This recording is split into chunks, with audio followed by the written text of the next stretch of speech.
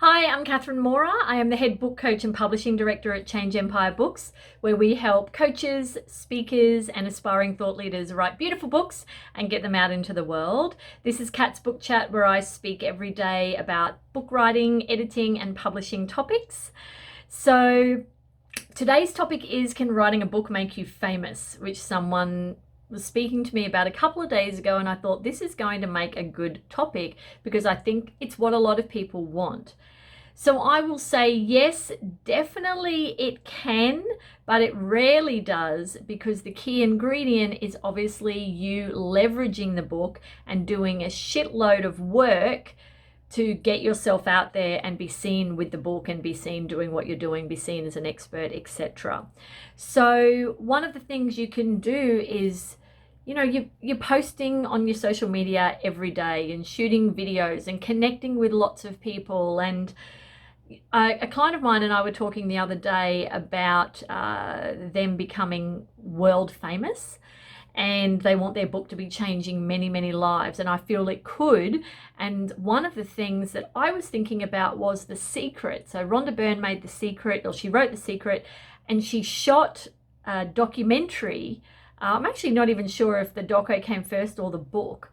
And it's the documentary that got into people's homes and that made people be interested in the law of attraction and all of that. It left out the law of action, so that's like another whole story talking about the kind of what was missing from The Secret. But it made The Secret famous. It made her like a household name from those who watched the documentary, and then people were buying the book as well, and then they've bought her subsequent books, which have been amazing.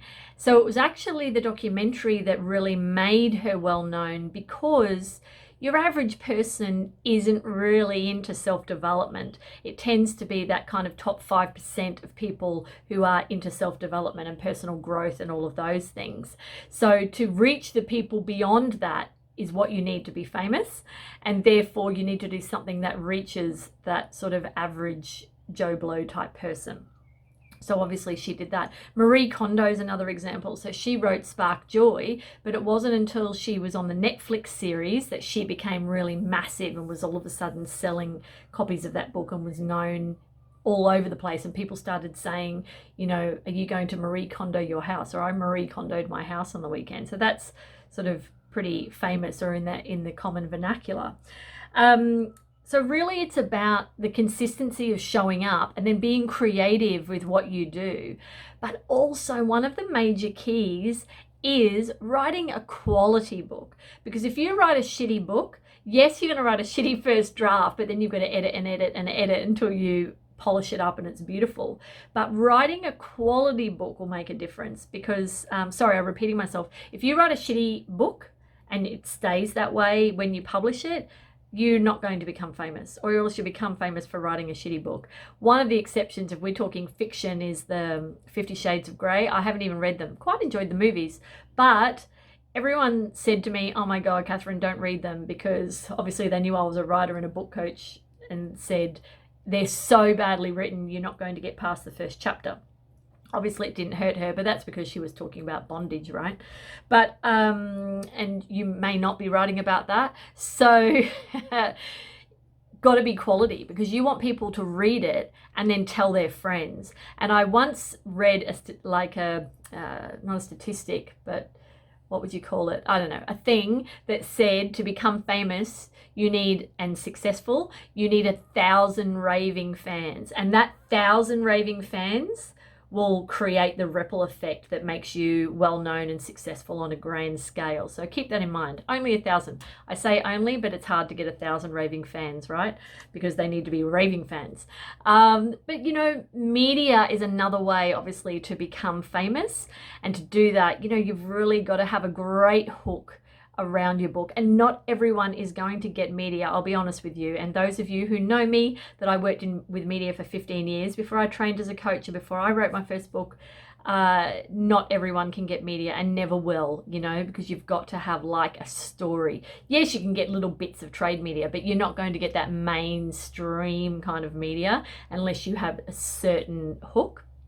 And so my first book, which was a novel called Sex, Lies and Cruising, it was inspired by when I worked on cruise ships. So our hook was, you know, what really happens on cruise ships.